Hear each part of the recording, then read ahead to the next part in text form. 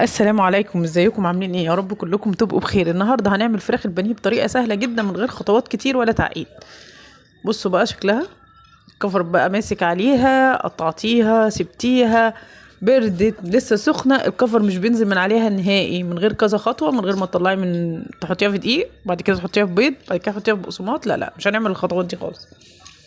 تعالى اقول لكم بقى هنعملها ازاي. طبعا انت هتجيبي الفراخ الكميه اللي انت بتعمليها وهتغسليها وتنشفيها كويس، ما يبقاش فيها ميه، والميه بتعمل زفاره للفراخ لو فضلت فيها حتى لو مغسوله. هنجيب نص كوبايه لبن زي ما انت شايفه كده، ونكسر عليهم بيضه، وبعد كده هنجيب نص ليمونه ونعصرها على البيضه. ده بيضيع الزفاره وبيدي مزازه لطعم الفراخ وبيخليها جميله جدا. بعد كده انا عندي البهارات، اي بهارات عندك انت حابه تحطيها حطيها. انا حاطه توم بودره وبصل بودره وبابريكا وقرفه، وحاطه حبه جنزبيل وملح وفلفل اسود وشويه سماق. بصي كل دي بتدي طعم للفراخ. البهارات المتوفره عندك اللي انت تحبي طعمها حطيها. طبعا انا عملت ميكس البهارات دي وخدت نصها بس. وكمان معانا التركه الحلوه دي، حطي بقى معلقه كاتشب ومعلقه مستردة. المستردة اصلا بتدي مزازه مع الليمون، بتخلي طعمها وهمي. بصوا بقى معايا الخليط اللي انتوا شايفينه ده، هنزل بيه هنزل الفراخ فيه.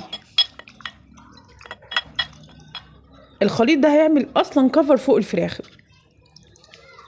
ده بقى اللي هيمسك على التتبيله الجافه على طول. طبعا انا بحب اشتغل على الرخامه وتحتيها مفرش لما نكون بنشتغل في فراخ او سمك او اي حاجه، عشان بعد ما اخلص اخد المفرش ده وارميه.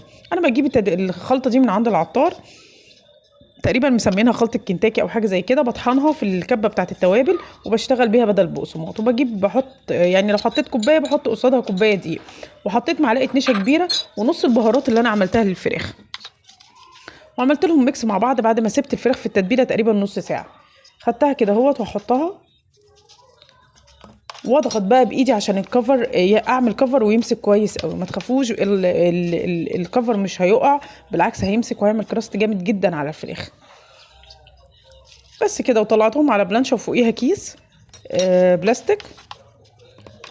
اهم حاجه تضغطي كده لو الفراخ حاسه ان هي تخينه، لو ضغطتي عليها بتفك الانسجه وبتفرد معايا قطعه البانيه كده، بتفرد.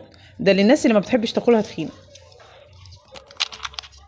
هنخلص الكميه كلها وهنجيب زيت وهنسخنه. طبعا هنسخن الزيت وبعد كده هننزل بالفراخ. اول ما ننزل بالفراخ هنوطي نخليها حراره وسط عشان تستوي. انا بحس بصراحه ان البقسماط بيغمق الفراخ وبيخليها تاخد لون بسرعه جدا. بصوا انا مطلعها من الزيت طبعا على المناديل عشان تنزل الزيت اللي فيها، وكانت مقرمشه جدا وطعمها جميل.